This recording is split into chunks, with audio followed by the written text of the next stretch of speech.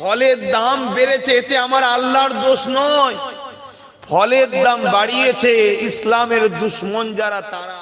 যে মুসলমানরা রোজার মাসে রোজা রেখে এই যে ইফতারি একটু ভালো মন্দ দিয়ে করবে, এই সুখ শান্তি তো করতে যেন না পারে, তাই রোজার এক সপ্তাহ আগে কম থাকে, রোজার এক সপ্তাহ পরে কমে যায়, রোজার মাসটাই বেড়ে যায়। এবারে আপনি বলবেন ইসলামের দুশমনের সঙ্গে ফলের দাম বাড়ানোর কি আছে? না, তারা চায় যে মুসলমানরা রোজার মাসে রোজা রেখে এই যে ইফতারি একটু ভালো মন্দ দিয়ে করবে, এই সুখ শান্তি তো করতে যেন না পারে। যে আমাদের মধ্যে ইবলিস কিছু লোক তৈরি করে দিয়েছে যারা আমাদেরকে সব সময় গানে ডাকে, নামাজে ডাকে না, জুয়াতে ডাকে, রোজায় ডাকে না, বাজনাতে ডাকে, কোরআন তেলাওয়াতে ডাকে না, মারপিট ফিতনাতে ডাকে, আলেমদের সোহবতে ডাকে না। আমাদেরকে বুঝতে হবে জিন্দেগি চিরস্থায়ী নয়।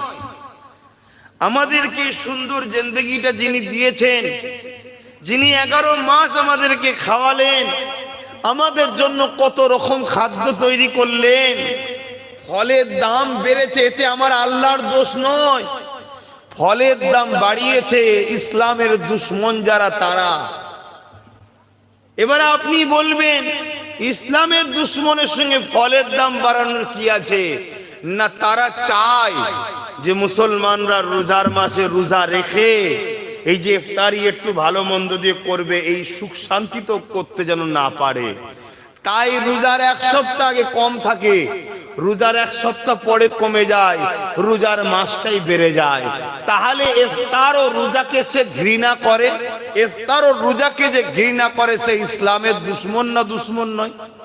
সে সূরাতে মুসলমানও হতে পারে, সকলে অন্য কোনো কেউ হতে পারে, কিন্তু হাকিকাতে সে ইসলামের দুশমন, এটা আমি মানি। তাই আমি ইসলামের দুশমন বললাম। আপনি যদি না মানেন আপনাকে মানতে হবে না।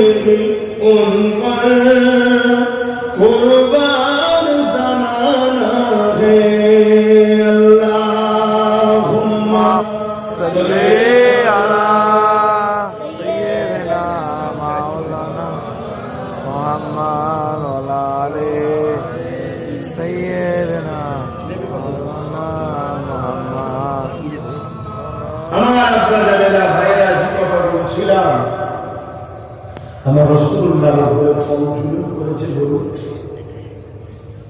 আজকেও আবু জেহেলের উত্তরসূরি আছে না?